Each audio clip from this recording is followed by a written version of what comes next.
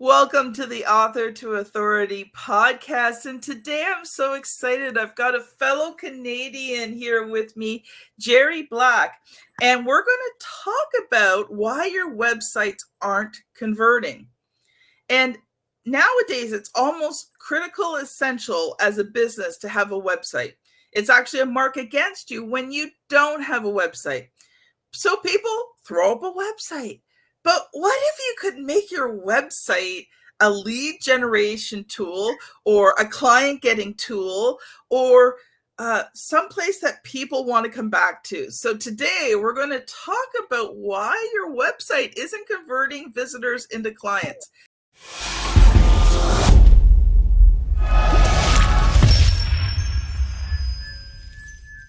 Now, Gerry Black is a B2B online marketing strategist and copywriter.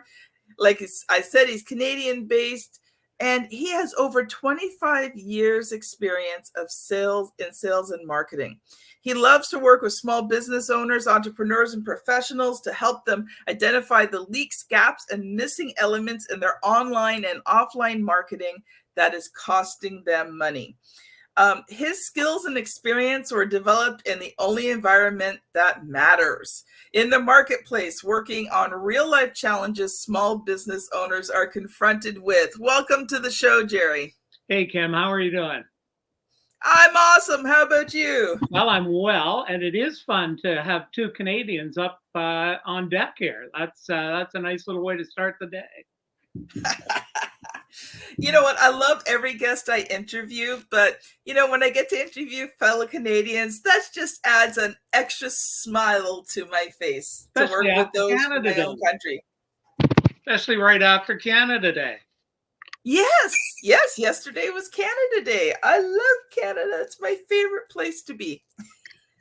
There you go. So, Gerry, let's just start with, the really obvious question. And for me, that obvious question is, why create a website if you don't plan on having it convert? So, can you talk about why people do that? Yeah, it's a funny little thing. It's a question I've asked or used to ask myself until I finally figured out the answer. And here's what it boils down to. You get into business and everybody knows you need to have a website, right? And so they go get the website and they need traffic. So they'll spend some money on SEO sometimes, maybe sometimes not, or they'll figure out organic ways to get people to the site. But what nobody really thinks about, or often what small business owners don't really think about, is that website is really supposed to be the most cost-efficient salesperson on your team. It's up and running 24 hours. And as you know, and everybody in the audience knows, business is around the clock now. We're doing business all over the world. So anybody at any time can come to your website. People, I think, put up a website and they put up their website. And the problem that many of the marketers have is they think the website is to sell stuff. So whatever the product is, whatever the service is, they think they throw up a website and basically it's a list of all the stuff they have to sell. And, selling has never changed. Selling is an emotional thing. People, if we just spent our money and bought stuff, we'd all be driving cheap cars and eating Kraft dinner. People, you need to use emotion in your selling story. And people don't understand that, mainly because what they'll do is they'll go and see their competitors. And I would say I don't think I'm exaggerating, almost 90 to 95% of the websites out there are basically a carbon copy of a competitor, one of their competitors, because they don't know what to do. Many are fine in face-to-face selling, so they're okay there. But something happens on the way to the interwebs, and marketers get lost. They don't know how to tell their story. So what they do is they mimic what they see. They just put up a bunch of stuff. Most know they need an about page, services, products, and a home page. But the home page really is where the rubber hits the road. If you do not grab, I'm going to throw in a couple of stats in a few minutes here, universal stats. These are not statistics that come from me, but they're real eye openers. And for anybody out there who's not getting a response, I think you're going to understand why in about 5 minutes or so, because there's much more to it than simply saying, hey, pick me, pick me. And that's the fundamental problem. They simply don't know how to sell online. Well, I do have something to admit to you, Gerry, so might as well get it out now. Go ahead. When I was designing my current website, I actually did check out other publishers' websites just because I really did not have a clue of, what different publishers' websites. So there were a few elements. So I didn't copy exact websites, but there was a few elements that I saw on different publishers' websites that I thought, you know what, that really looks professional. It represents what I want RTI to represent.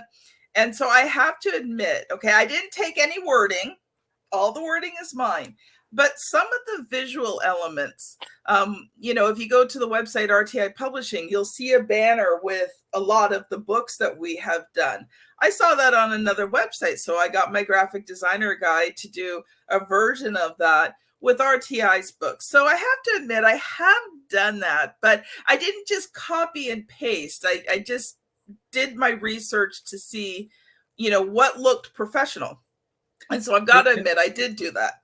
I think that's an absolutely acceptable approach, because at the end of the day, when you're looking at marketers who do what you do, there are some that do it well, some that don't do it so well. So there's nothing wrong with looking at other websites for inspiration. And as you say, you didn't copy the wording, because the wording at the end of the day has to be you. Right? You really, when you get right down to it, if you're an author and you, let's say you do podcasts or you're on LinkedIn a lot and everything like that, your website has to sound like you.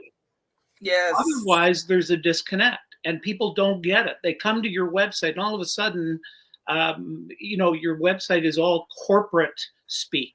And that doesn't sound like Joe, or, that doesn't sound like Kim. And that's a real problem. And people don't pay enough attention to that. You're selling yourself as much as you're selling your products and services. I couldn't agree with you more. And especially, because my world is, consultants, professionals, speakers, coaches, sort of high-level entrepreneurs in the business-to-business space.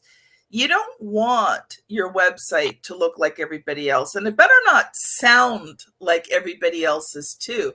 You talked about the voice, right? You don't want this corporate voice. You want your own voice with your own messaging, your own thought leadership, so that, like you said, the website really represents you. So I love that you mentioned that, because not too many people really think about that in terms of creating their website. They just think, okay, well, if this wording works good on this site, I'll just use it for mine. But then you become, in that sort of ocean of oneness where everybody looks the same. And so I loved that you talked about that, Gerry. Well, that's great. And Kim, I'll say this. Our web visitors are very fickle. And when you think about the internet, it's all about useful information and speed. So here's a question. Like 25 years ago, when there was no internet, people really had to call us to get a brochure or get some cheesy sales pitch on the phone or something like that, because there wasn't this abundance of information. But what many marketers don't think about is often your prospect has visited 7, 8, 9 competitors before they get to you. And if you sound like everybody else, they will click away. And I'll speak in a minute to what you're up against at the first time they land on your site. But if you look like everybody else, they'll go, I've seen this already. I don't really, I'm gone. They won't stick around. So if you take that approach, you do it at your own peril, because all the time, money, and effort you spend, marketing your business and working on your website, it's wasted if that's the approach you take. I couldn't agree with you more. Gerry, I'm going to let you loose because I know you've prepared all this stuff for us today. And so I want to make sure I give you lots of time to share it because, I remember the first time that we got on a Zoom call and we started talking, I'm thinking, man, my mind is blown just from the things that you shared. And so I want to give you lots of time to be able to share that with the audience here. And guys, Gerry's got a lot of experience in this. And, when we had sort of met, we decided to do a Zoom coffee chat. And when I was talking to Gerry, I'm like, he's got to be a guest on my show because the things that you said were just so impactful in terms of, not wasting your website. It's a valuable resource and we tend to forget about it. So I'm going to let you loose. And I'll ask you some questions as we go through. Okay, that's great, Kim. Yeah, and I'm going to try and sort of articulate this in a way that it's something that your listeners can take away and really take a look at their website and see how they measure up about what I'm going to be with this training today. So there's two statistics very few marketers know about. And web designers and developers and SEO professionals should be telling all of their clients about these two statistics because it makes all the difference in whether or not you get a return on investment from your site or your site just sits there like everybody else's. Here's the statistics. And the first one is, as I mentioned earlier, these are not my statistics. If you check these out, you'll find them pretty much restated anywhere you look.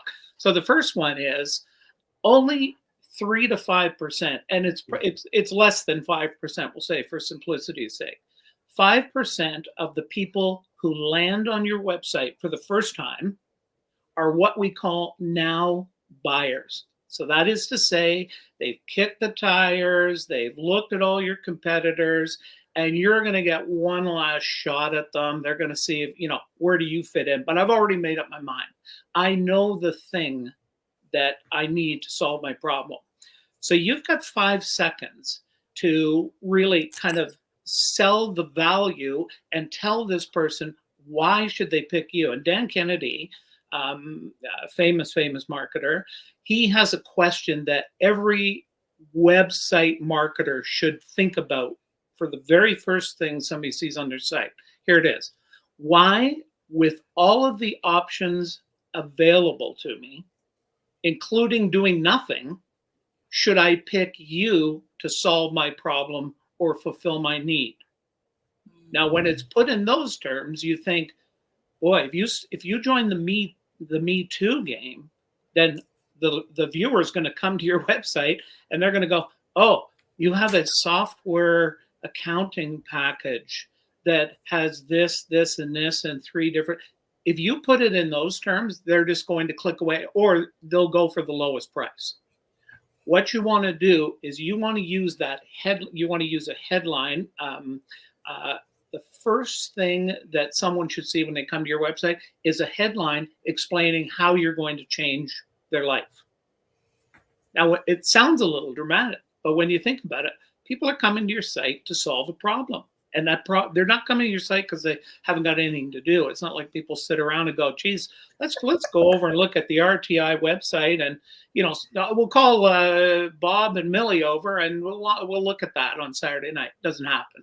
They're there to solve a problem. So what you want to try and do with this headline is use an approach that tells them very succinctly, maybe 9 to 12 words, why their life will be better because of you. And that means that you as a marketer have to sell your unique value.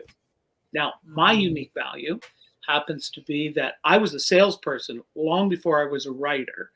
And I learned to be a copywriter later on in life, but I learned how to sell. So I knew how to sell first.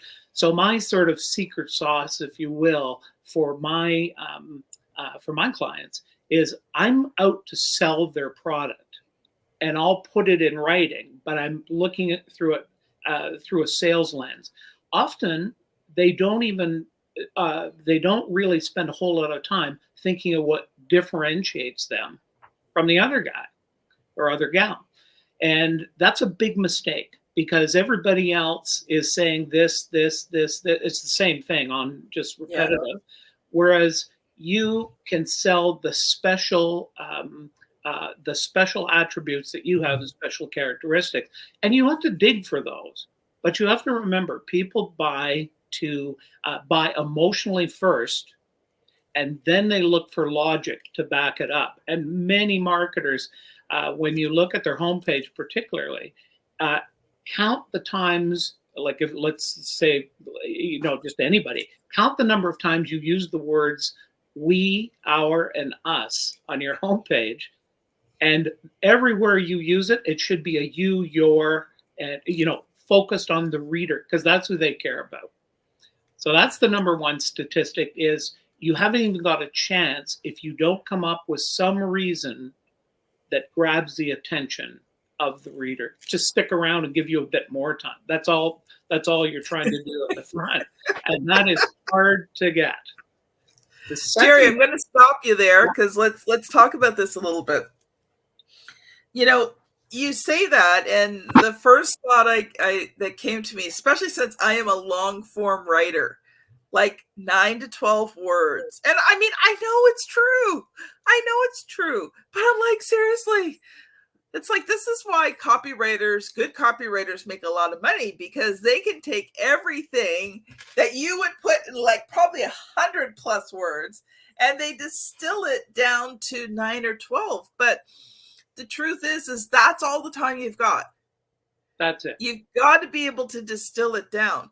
And, I mean, sometimes I get the occasional, I am the word ninja. I do get occasional moments of brilliance in terms of short form writing. But, I think about that and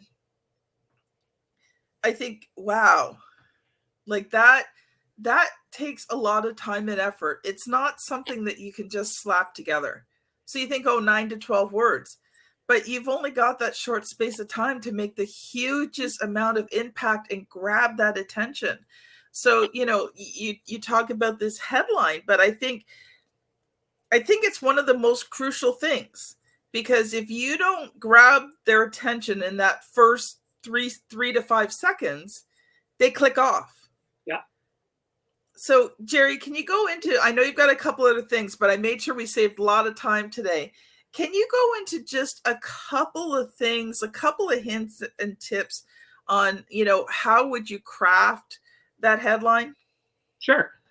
There's something that, depending on how you've been trained as a copywriter, I was trained by an outfit in the US called AWAI, American Writers and Artists Institute. And they focus on direct response copywriting. So when I say, you know what that is, but for your readers that aren't quite maybe up on that, this is not the corporate speak and the content writing. This is writing that is designed to get your prospect to take the next step. Okay. So in that headline, we learned, they kind of smacked this into you pretty much the whole time during the course. We learned that a headline should be useful. It's called the 4 U's, and I'll probably forget the fourth one. I seem to always forget. Useful, ultra specific, urgent, and I forgot the other one, but I'll come up with it before we're done. So the idea is, when you create this headline, the writer, keeping in mind, the major problem you solve as a business person, what problem you solve. So you want to frame your answer up in that headline in a way that the reader that lands upon it immediately goes, they're reading my mind, because that is the problem that they walk around with all the time until they serve it, until they solve it. And here's a way to think about it. And they literally do. They walk around, I've got to fix this, So when somebody, a marketer, positions it in a headline, they go, oh, this person's reading my mind. And the only job of the headline is to get them to read the next bit of copy and the next bit. So there's nothing wrong with what you were saying earlier about those 100 words, but you've got to earn the right to get them to invest their time to read them. So you need that copy, but you first need to get them to nod their head and say, I'm going to give Kim a chance. So I'll give you an example. This is when we do a headline like this that is useful, urgent, ultra specific. When you do headlines like that, we have something in us called the reticular activating system. And the simple way of understanding what that is if you wanted to buy a Ford Bronco tomorrow, for instance, you might not have seen a Ford Bronco, can't remember ever seeing one, but I guarantee you, if that's what you're looking for and focused on, you will see every Ford Bronco on the street. And that's kind of the way we try and work with the headline. So we're holding up the headline as a potential solution to the reader's problem. And when they see it, they go, that's what I'm looking for. And that's what you're trying to achieve. And it's not as tough as you think. And there's a couple of headline, readers can mark this down, or your viewers, there's a couple of headline analyzers that you can look up online. If you just type Google headline analyzer, there's about, I think there's one called CoSchedule is the name of the company, but it doesn't really matter. I've used it. Okay, so what'll happen is you'll put your headline in, and then it'll come back and it'll tell you how the headline is for emotionally. It'll give you the emotional quotient of it, and if you've used it, you know. But it gives you feedback, and you can use it to make your headlines better and better. But the main thing is to focus on what makes you different than the other guy, and that's the way you get their attention. Because once you do that, so few of your competitors do it that you've got an invitation now to tell them more.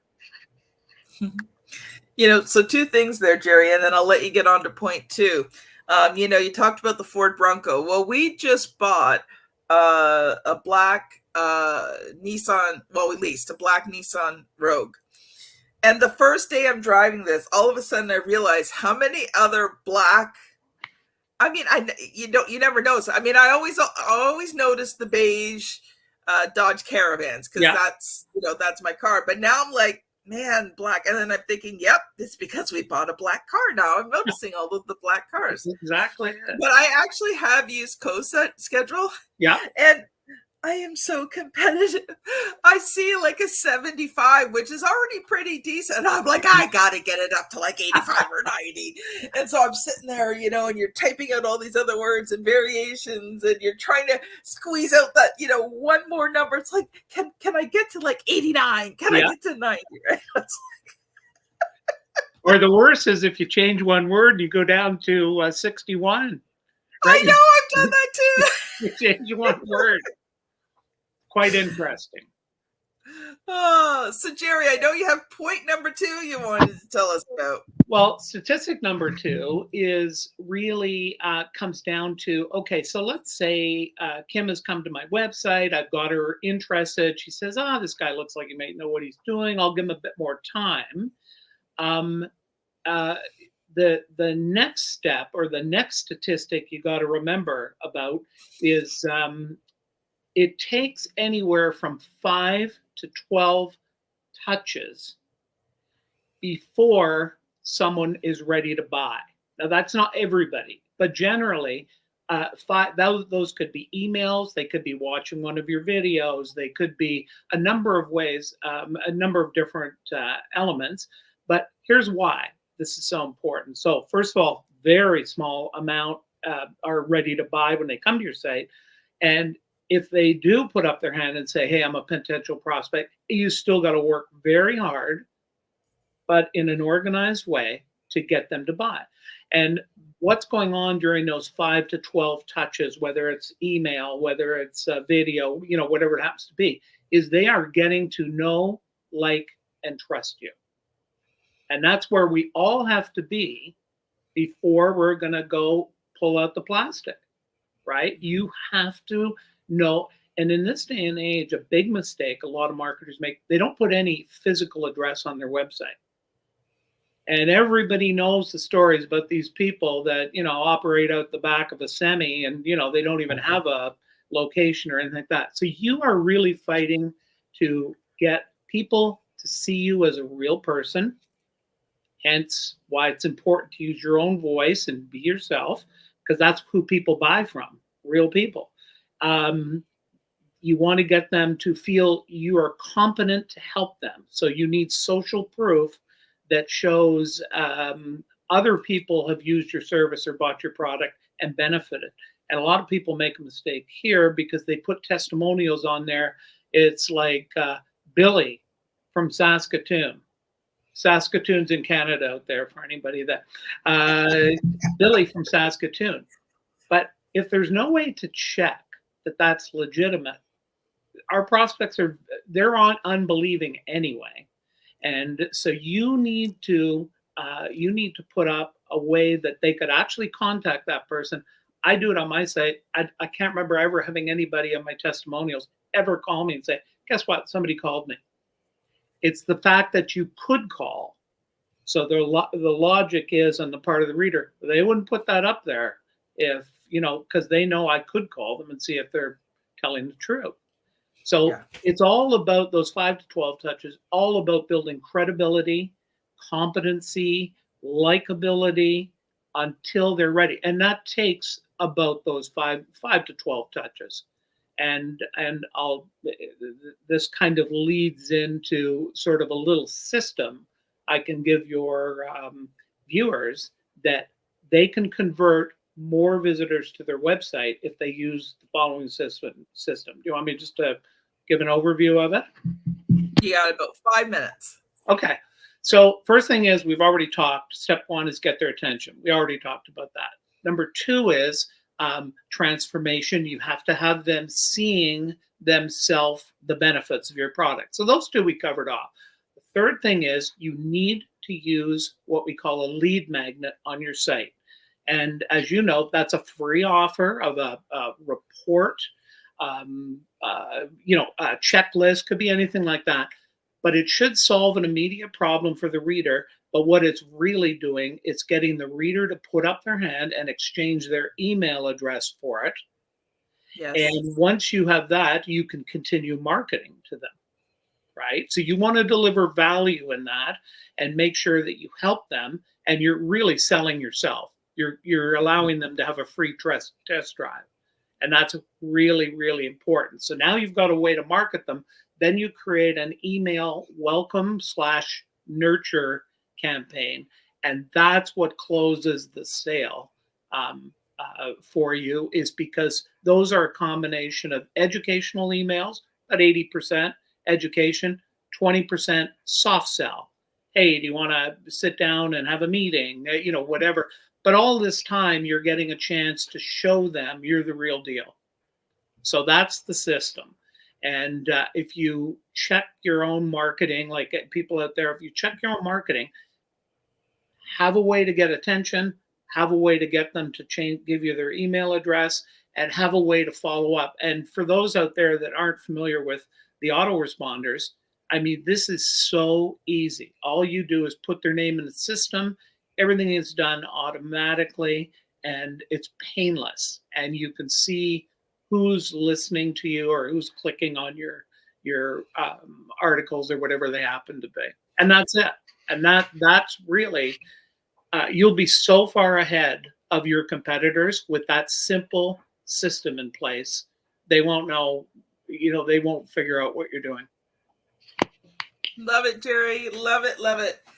Oh, we're just about out of time. I'm not sure we're going to have time to really cover your book, but I'd like for you to just give like a 1 minute, share the name of your book and just maybe 1 minute about what it's about. And then I'm going to ask you a question. Okay. Well, we kind of covered the book in a way. That book was written quite some time ago. And I wrote that book to basically explain to people the thinking behind online marketing.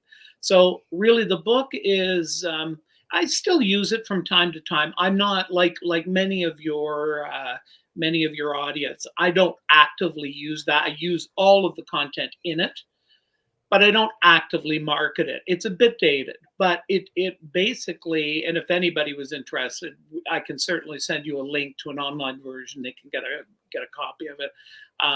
But the main thing is, it basically is just called Convert Lookers into Clients.